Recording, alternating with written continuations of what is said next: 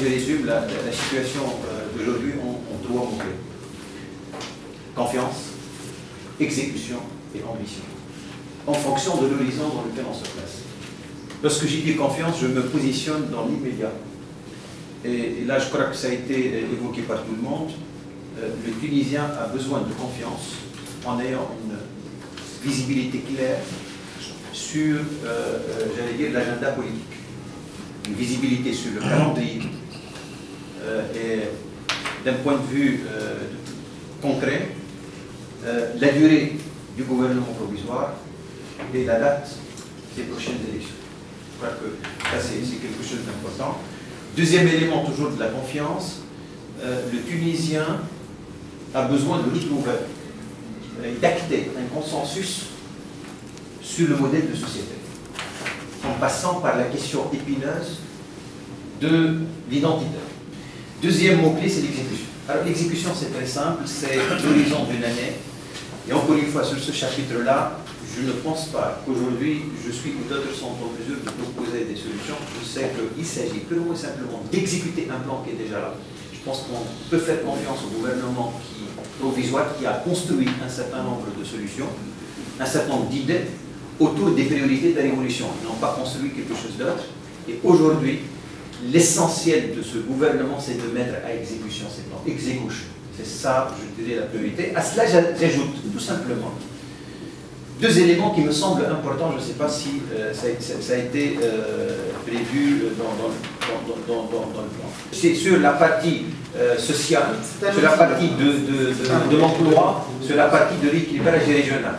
C'est priorités de court terme qu'il faudrait activer pour que les gens qui sont à l'intérieur, les gens qui sont en chômage, qu'il y ait une redistribution très rapide de revenus, qu'il y ait des opportunités d'emploi par des solutions, on va dire, ne serait-ce que court-termistes, pour que ces gens-là puissent retrouver une certaine joie de vivre et de sentir qu'ils sont en train de toucher, d'une certaine façon, les dividendes de la révolution. Il ne faut pas qu'ils soient oubliés.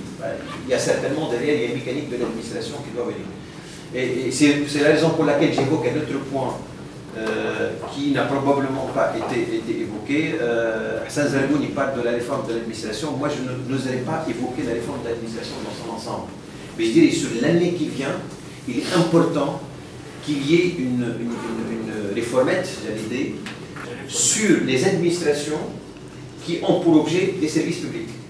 Il faudrait, donc pas l'ensemble de l'administration, parce que la réforme de l'administration est beaucoup plus large que ça, c'est qu'on peut mettre le focus sur les administrations qui ont un service public qui sont en face des citoyens et mettre en place des projets de quick means de façon à ce que le citoyen et l'administration se transforment très rapidement pour que le citoyen sente qu'il y a une amélioration de la qualité des services et j'allais dire, une autre approche dans les services qui est fourni aux citoyens.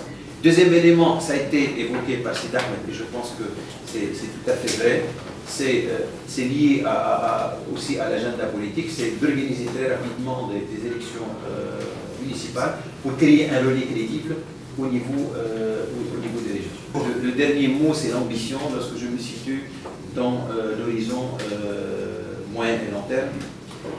Et là, je reviendrai sur quelque chose qui a été dit, que nous avons également mis en évidence,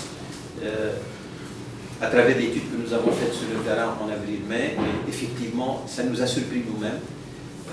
Cette révolution a démontré une capacité de résilience extraordinaire de l'entreprise tunisienne. Et surtout, il y a des énergies qui se sont libérées et tu as des entrepreneurs qui se positionnent, j'allais dire, dans une vision tout à fait d'avenir prospère. Deuxième élément, et là aussi j'en suis témoin, et honnêtement, là aussi, c'était une surprise personnelle pour moi. Depuis quelques mois, je suis très actif dans le milieu d'accompagnement des jeunes entrepreneurs. Et pratiquement toutes les semaines, je fais partie d'un jury où on voit les projets des jeunes entrepreneurs. J'avais participé avec la délégation américaine qui était venue il y a un mois pour évaluer et voir les projets de jeunes entrepreneurs tunisiens. Et je peux vous dire que je suis bluffé.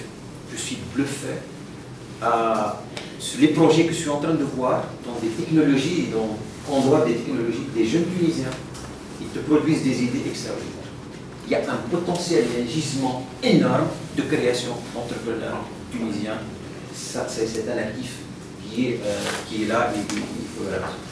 Et tout simplement, sous ce chapitre-là, je me dis qu'aujourd'hui, on a les moyens et la capacité de se fixer des ambitions beaucoup plus larges qu'on s'était fixé avant. Je crois qu'on s'était, d'une certaine façon, autocensuré en tant que Tunisien, et on est content avec les 4-5% de croissance, l'objet fait un petit là, fait une petite chose ici. Non.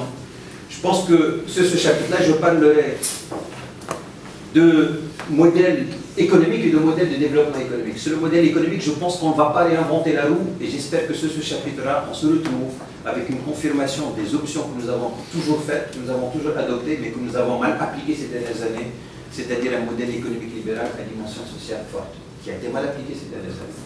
Sur le modèle de développement économique, en revanche, je pense qu'on est en droit de prononcer une rupture par rapport au passé dans le modèle de développement économique. Je parle de rupture. Ça signifie qu'on doit tout simplement se fixer des ambitions beaucoup plus larges, voire haut, viser beaucoup plus grand, se benchmarker par rapport au best of the class, et cela signifie que ce n'est pas essayer de capitaliser ou de récupérer les investissements parce qu'il y a des faibles coûts. J'allais dire qu'il faut être sélectif partout et se positionner sur des activités à haute valeur ajoutée.